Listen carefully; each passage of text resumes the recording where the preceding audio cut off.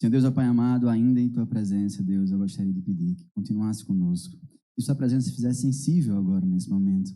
Desmuda nossos corações e ouvidos para que possamos ouvir Tua palavra. Que ela encontre lugar cativo em nossos corações. Pai, dá as palavras corretas a Pedro, Pai.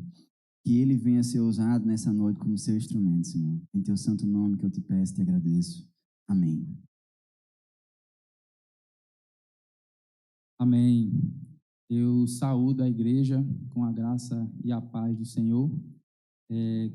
Hoje é um culto de jovens, na verdade, dirigido por jovens, né? Um culto é direcionado para todos, na direção dos jovens. Por ser de jovens, não tira a grande responsabilidade que a gente tem de subir aqui em cima para dar alguma palavra, para cantar algum louvor. Então, debaixo dessa misericórdia e da permissão de Deus, eu subo para trazer uma palavra que tem falado ao meu coração e eu espero também que fale ao coração dos irmãos. Vou beber uma aguinha aqui que a gente chegou cedo para ensaiar, eu já estou com sede.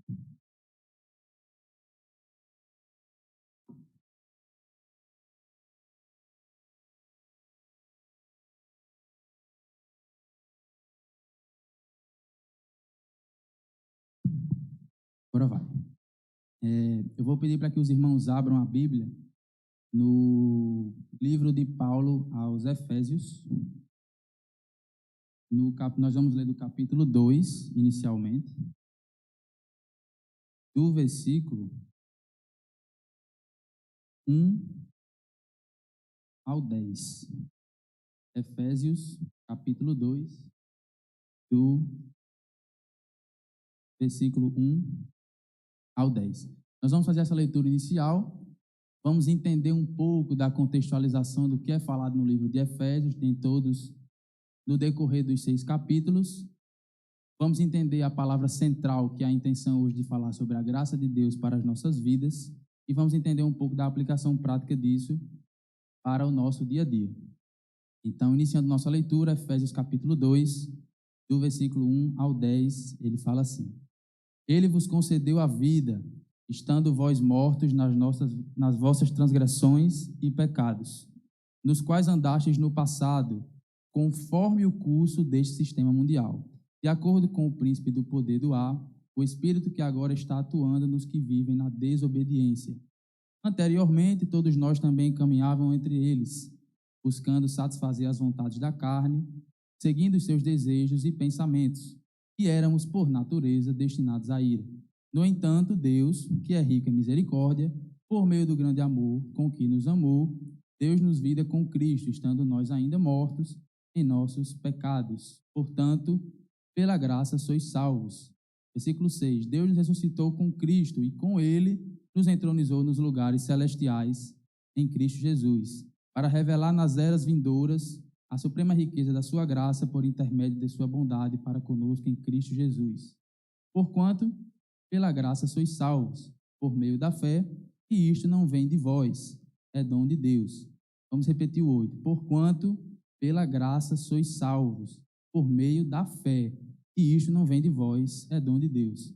Não vem por intermédio das obras, a fim de que ninguém venha a se orgulhar por esse motivo, pois somos criação de Deus, realizada em Cristo Jesus, para vivermos em boas obras, as quais Deus preparou no passado, para que nós as praticássemos hoje.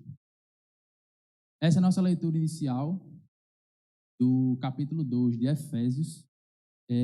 Quando a gente se debruça para ler sobre o livro de Efésios, a gente se depara primeiramente com 6 capítulos, e dentro desses 6 capítulos, nós tiramos algumas lições que Paulo, debaixo da misericórdia do Senhor, e consequentemente com a sensibilidade de direcionar essa palavra para o povo daquela época, que permanece uma palavra viva até hoje, nos traz uma reflexão abrangente sobre a salvação realizada através de Jesus sobre a igreja.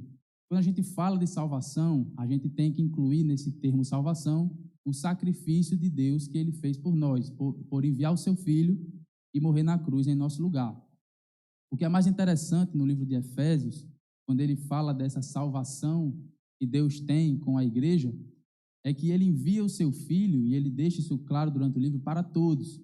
Ele não se limita a uma cultura, ele não se limita a uma etnia, ele não se limita ao seu povo. ele envia para todos. A sua criação no Jardim do Éden permanece a mesma até hoje, com muito mais pessoas, ou consequentemente, e essa salvação que Cristo prepara para o seu povo inclui a todos nós até hoje. E é sobre isso que o livro de Efésios, que Paulo escreve aos Efésios, trata.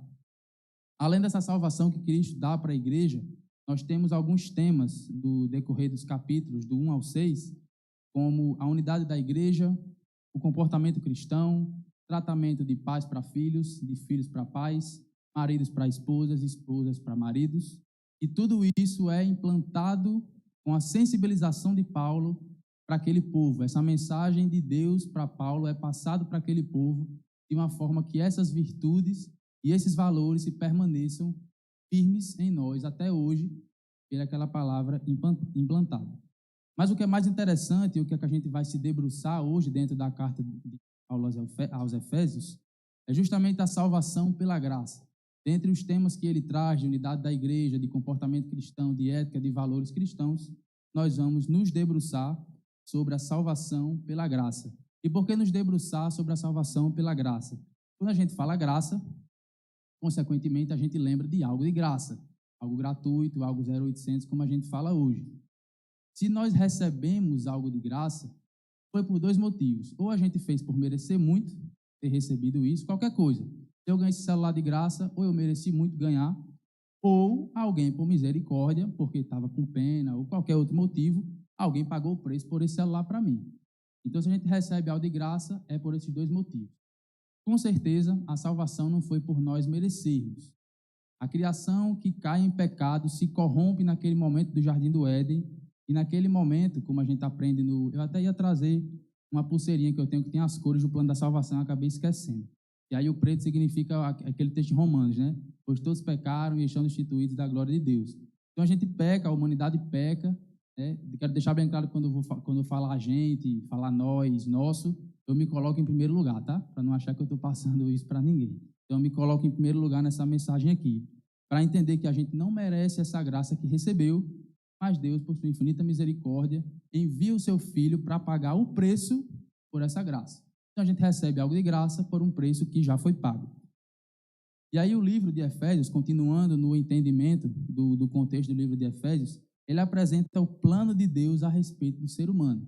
Então essa graça que Deus prepara para nós, por meio de seu Filho Jesus, é o plano perfeito que Deus tem para o seu povo. Como a gente falou no início, todos. Não inclui uma etnia específica, nem uma cultura específica, mas sim todos.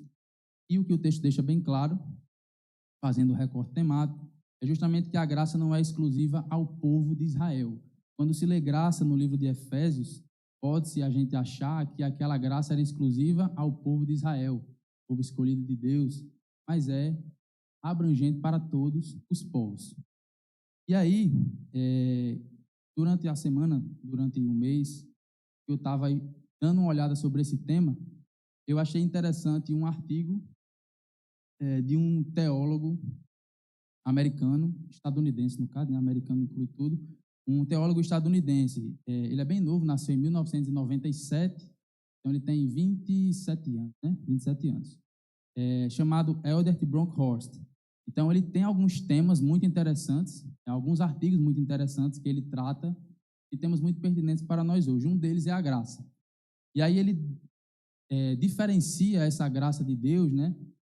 A partir desse entendimento do livro de Efésios, que a gente entendeu o plano de Deus para o homem, a gente agora vai entender como esse teólogo passou essa mensagem para nós e como essa graça é revelada ao povo no Antigo e no Novo Testamento. No Antigo Testamento, ele fala hebraico, então ele se debruçou sobre os textos em hebraico, no original, para entender qual o significado da palavra graça no Antigo Testamento. Então, ele traz a palavra graça no Antigo Testamento como uma palavra chamada Shem, C-H-E-N. E aí, uma curiosidade também que eu descobri, quero compartilhar com os irmãos, é que todo CH no hebraico tem um som de R. Então, fica Ren. Esse Ren da palavra em hebraico significa a graça representada no Antigo Testamento. Então, Ren, no significado original, traz um exemplo de misericórdia, favor e afeição. Então, no Antigo Testamento, quando os profetas dão sua palavra também, Deus representa a sua imagem através da REM, da graça, que significa misericórdia. Então, Deus se compadece daquele povo, tem misericórdia e se afeiçoa por aquele povo. Quando nós passamos para o Novo Testamento, a história muda um pouquinho, mas se mantém no mesmo eixo da graça. A palavra graça, no hebraico, muda o significado para charis, C-H-A-R-I-S, charis, significando bondade, favor e carisma. Então, a gente tem uma graça REM no Antigo Testamento, representada por uma misericórdia e afeição de Deus para o seu povo. Por consequência dessa afeição, ele traz essa graça e estende para os evangelhos no Novo Testamento por meio da charis, a bondade e o favor. Ele teve bondade, ele agiu de alguma forma para exemplificar essa bondade. E é justamente quando a gente tem o relato do sacrifício de Jesus. E aí um exemplo prático disso, no capítulo de Lucas, não precisa abrir, é só um versículo, no capítulo 2, no versículo 52, ele fala assim: crescia Jesus em sabedoria, estatura, charis para com Deus e com os homens. Oi? Voltou. Então, crescia Jesus em sabedoria, estatura, bondade, favor, carisma, para com Deus e com os homens.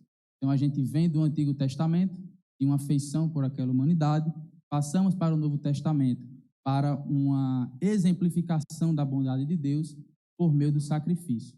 E aí, por meio do sacrifício, a gente chega até o livro de Efésios, entendendo qual foi o plano de Deus para a humanidade. Morrer para perdoar os nossos pecados e dar livre acesso ao Pai.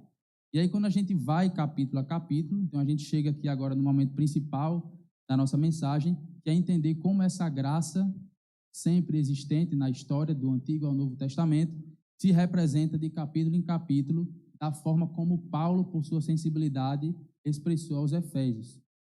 E aí eu peço que os irmãos podem deixar aberto em Efésios, a gente não vai sair mais desse livro agora, no capítulo 1, no versículo 5 e 6. Efésios capítulo 1, do versículo 5 e 6, ele fala a seguinte coisa: e em seu amor nos predestinou para sermos adotados como filhos. Charis, a bondade de Deus nos adota como filhos, por intermédio de Jesus Cristo, segundo a benevolência da sua vontade, para o louvor da sua gloriosa graça, a qual nos outorgou gratuitamente no amado. Então aqui a gente tem primeiramente essa graça que nos escolhe. Deus, por nos amar, apesar de termos caído em sua criação original, ele escolhe nos amar e envia seu Filho como esse gesto de amor. Consequentemente, por enviar o seu Filho para um sacrifício imerecido, que era para ser nosso, e aí eu me incluo em primeiro lugar novamente, nos outorgou gratuitamente no amado. Então essa graça vem e é nos outorgada gratuitamente, sem merecer. Então, temos essa graça. Quando a gente passa para o capítulo 2, já tendo essa graça entendida como direito nosso, a gente cai no texto que a gente leu inicialmente. E aí vamos repetir só o versículo 8 e 9. Porquanto, pela graça sois salvos por meio da fé, e isto não vem de vós, é dom de Deus. Não vem por intermédio das obras, a fim de que ninguém venha a se orgulhar por esse motivo. Então, essa graça dada por Deus, com um preço pago na cruz do Calvário por Jesus Cristo, nos escolhe para nos dar a vida eterna. Por nos escolher, nos dá o direcionamento de que para receber essa graça é necessário primeiro ter fé. Então, é por intermédio da fé, como ele fala, que somos salvos. Porquanto pela graça sois salvos por meio da fé. Então, para recebermos essa graça que Jesus dá para nós, escolheu nos dar, é necessário primeiro termos fé. E é justamente o ponto interessante da mensagem, que ele diz que é por meio da fé que seremos salvos, e não por intermédio das obras. Podemos nos conduzir em uma vida completamente de obras boas, de fazer ações sociais, ajudar o próximo, trazer uma palavra aqui, tocar aqui, mas se não tivermos fé, nada adianta. Chegaremos no céu e Jesus falará: apartai-vos de mim, não vos conheço. Então, essa graça que nos é dada é para justamente entendermos que é por meio da fé que seremos salvos, por acreditar que temos essa graça, não só por meio de boas obras. As boas obras é consequência também da fé. não é algo inerente, né? A gente não necessariamente só vamos fazer boas obras se tivermos fé. A gente pode fazer uma boa obra com má fé. É só a gente sabe a intenção do meu coração quando fazemos uma boa obra. Mas é a consciência que eu quero trazer hoje aqui de fazermos as boas obras com responsabilidade e por meio da fé para entendermos que essa graça nos escolheu para sermos salvos. Quando passamos para o capítulo 3, nós temos no versículo 10 e 11 o cumprimento do propósito dessa graça que nos já foi dado e nos escolheu. E aí o cumprimento do propósito dessa graça vai ser o seguinte: a intenção dessa graça era que agora, mediante a igreja, a multiforme sabedoria de Deus se tornasse conhecida dos principados e autoridades nas regiões celestiais, conforme o eterno propósito de Deus realizado em Cristo Jesus, nosso Senhor. Então, essa graça que nos é dada, essa graça que nos escolheu, nos traz a consciência que seremos salvos por ela, mas por intermédio da fé, e, consequentemente, quando entendemos isso, ela cumpre o propósito na nossa vida, como fala no versículo 11, conforme o eterno propósito de Deus realizado em Cristo Jesus, nosso Salvador. E então essa graça nos escolhe, nos perdoa, nos faz entender que é por meio da fé que seremos salvos, cumpre um propósito na nossa vida, e aí vem o mais importante, de nos arrependermos por meio da fé e de entendermos essa graça que Deus nos deu, a purificação, essa graça que nos purifica. E aí no capítulo 5, dos versículos 4 e 5, ele fala o seguinte: não haja obscenidades, nem conversas tolas, nem gracejos imorais, que são inconvenientes, mas, ao invés disso, portai-vos com ações de graça. Porquanto podeis, pouca palavra, né? A gente, ao mesmo tempo que a gente se depara com a realidade que somos salvos por algo que não merecemos, que Deus nos deu de graça, mas é necessário que a nossa atitude esteja correspondente de tamanho a essa graça de Deus também. Certa vez, num culto da UMIC, no ano de 2017, ou foi 2018, na Igreja de Cristo, na Cidade da Esperança, tinha um pastor do Ceará, eu também não lembro qual era a igreja dele, eu acho que ele não dirigia nenhuma igreja, era um pastor bem jovem, e ele citou uma frase que até hoje essa frase me marcou: Deus não cobra de nós a perfeição, mas não cabe a nós relaxarmos. Então, é uma vida e é uma constante busca pela perfeição, né? É claro que essa perfeição não é cobrada por Deus, mas não cabe a nós relaxarmos na busca dessa perfeição, justamente por entendermos que Deus envia seu Filho para pagar um preço que era para a gente pagar. Quando a gente fala muito, e às vezes fala da boca para fora, do sacrifício vicário de Jesus Cristo, a palavra vicário, na sua etimologia, vem indicar para nós algo substituível. Então, quando você pesquisa o significado de vicário, significa substituível. Então, Deus envia o seu Filho para realizar um sacrifício vicário por nós, um sacrifício substituível. Ele nos substitui na cruz. A graça, que é representada nesse ato, nos escolhe, cumpre o propósito na nossa vida, nos mostra que é por meio da fé que seremos salvos por essa graça, nos concede o perdão por meio do nosso arrependimento e nos purifica, que é o que é feito no capítulo 5. E aí, quando nós vamos para o capítulo 6 de Efésios, encerrando esse entendimento do livro, e capítulo a capítulo do livro de Efésios,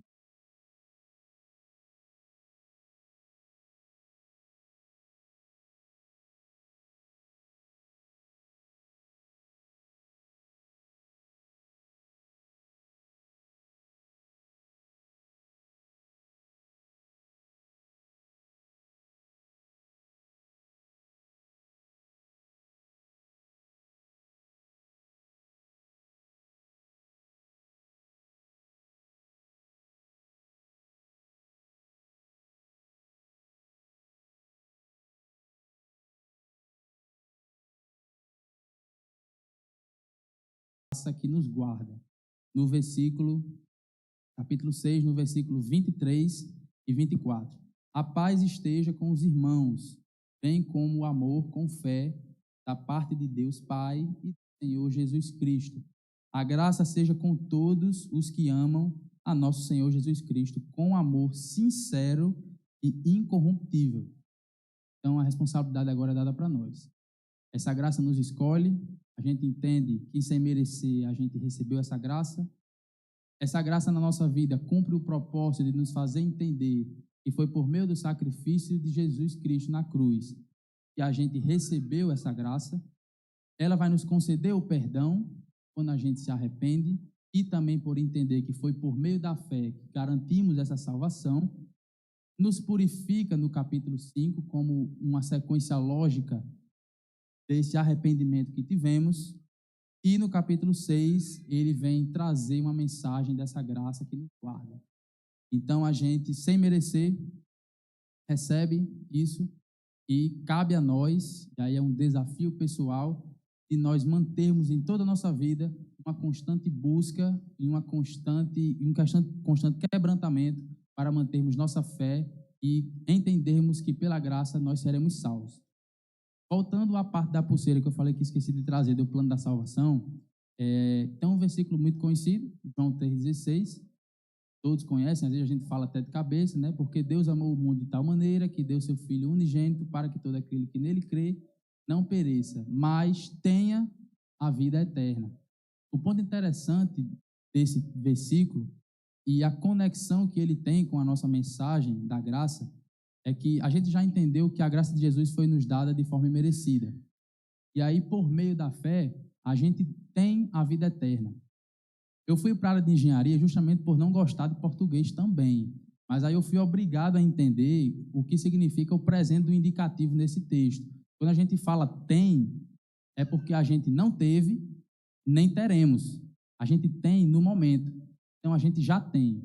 Você nasceu, você já tem a graça de Deus na sua vida. Você já tem a garantia de que Deus lhe amou. Você já tem também a obrigação de crer nesse Deus. Crer por meio da fé, para que nessa fé sejamos salvos e garantimos a vida eterna. Então, Deus garante isso para nós. Quando o véu é rasgado, nos dá acesso direto ao Pai, isso também nos traz a obrigação de buscarmos por conta própria esse Deus. Não vai ter ninguém lhe obrigando a buscar, não vai ter ninguém lhe obrigando a crer. Por atos de evangelismo, a gente leva essa palavra. Ninguém é obrigado a acreditar, nem ninguém é obrigado a vir, nem crer. Eu li o livro uma vez que ele dizia que Deus não nos obriga a amá-lo, porque isso não seria o amor verdadeiro. A gente escolhe amar. E aí, por meio dessa escolha, quando a gente escolhe amar, é quando a fé se representa na nossa vida, e aí passamos a ser submetidos a essa graça que nos garantirá a vida eterna, que temos a vida eterna. Você não teve, se você já creu em Jesus Cristo, você não perde essa salvação. Basta você se manter nessa crença e basta você entender que Deus já morreu por você e já pagou o preço que você teria que pagar no seu lugar, o sacrifício vicário. E aí o desafio que a gente tem por entender essa graça, apesar de ser um tema muito complexo, um tema muito amplo, mas trazendo para uma forma mais objetiva de nossa vida, é por entender que se você recebe algo de graça, um objeto de graça, vou repetir o exemplo do celular.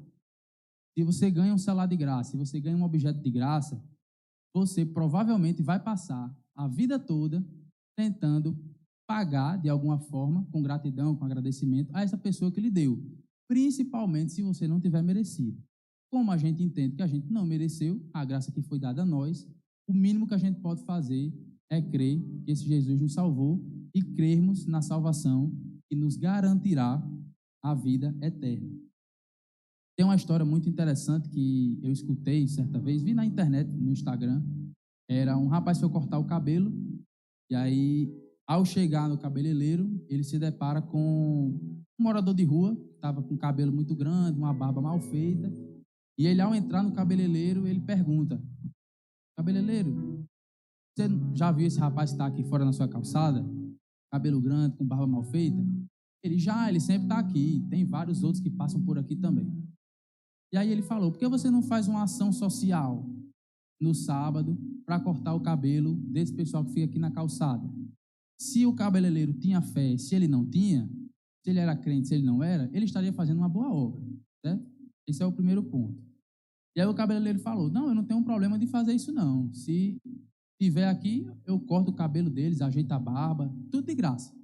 Assim como Deus nos amou, tudo de graça. E aí ele pergunta para o cabeleireiro, por que você não fez ainda? Aí o cabeleireiro responde, nunca ninguém me procurou. Assim é com a gente também. Deus está disponível para nos dar o amor, para nos salvar, para nos purificar, para nos livrar dos pecados. Mas você está procurando Ele? Eu estou procurando Ele todo dia? Você não, desculpe, eu aponto, né? Voltando. Eu estou procurando Ele. Eu estou pedindo perdão pelos meus pecados a cada dia.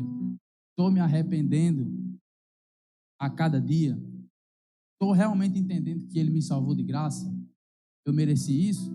Se eu ganhar um objeto de graça, eu vou passar a vida toda tentando recompensar essa pessoa por isso. E por que não recompensar a Deus?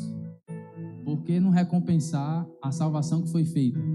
Você gostaria de morrer agora? Você está pronto para morrer agora? Numa cruz?